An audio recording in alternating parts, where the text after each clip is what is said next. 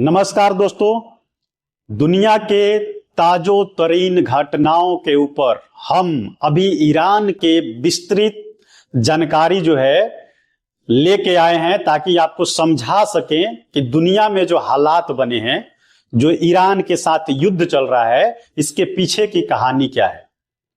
ये कहानी शुरू होती है 1978 7 जनवरी से। 7 जनवरी 1978 ईरान में एक इस्लामिक क्रांति होती है। वो क्रांति किस लिए होती है? तो उस टाइम जो पहलवी वंश के जो अंतिम शासक थे उनके विरुद्ध में होता है। लोगों का कहना यह था कि ये राजा जो है हमारे मौलिक अधिकारों को नहीं दे रहे हैं, परेशानियां बढ़ रही है, लोगों के पास रोजगार नहीं है, सुविधाएं नहीं है। इन सब मुद्दों पे जो है वहां पे इस्लामिक रिवॉल्यूशन होता है।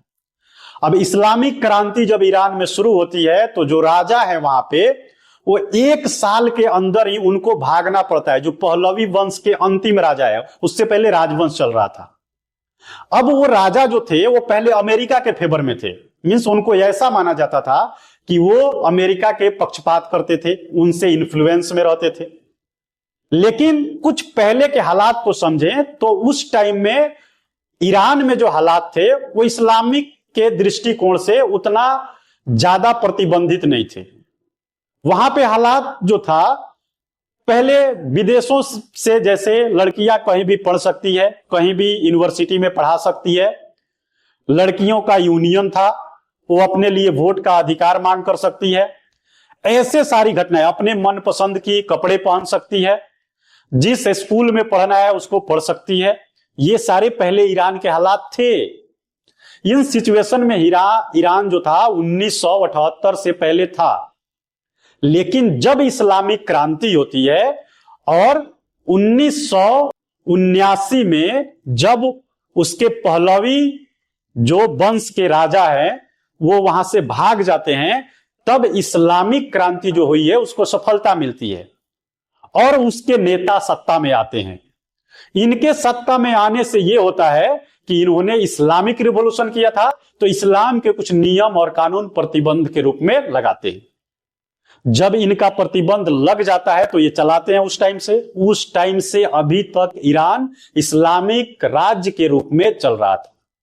लेकिन अमेरिका के उल्टा काम करते करते धीरे धीरे अमेरिका के विरोध में आ गए, जो अमेरिका को कहीं से भी पसंद में नहीं आया। अब इसके वजह से हुआ ये कि जब इजराइल के और ईरान के बीच युद्ध शुरू हुआ तो ये हमास से पहले हो रहा था। इजराइल का जो इजराइल पे आतंकवादी हमला हुआ था हमास का, वहां से इस युद्ध की शुरुआत होती है। और ये युद्ध इतना विनाशकारी परिस्थिति में आज भी पहुंच गया है कि ब्रिटेन के नेवी बेस पे जब आक्रमण किया, एयरफोर्स बेस पे, अभी के आज के घटना के हिसाब से जब आक्रमण किया ईरान ने, तो ब्रिटेन भी इसमें शामिल हो गया। अब ताजा हालिया के हिसाब से पूरे दुनिया के लगभग सारे शक्तिशाली देश जो है, चाइना और इंडिया को छोड़ के सब युद्ध में शामिल है।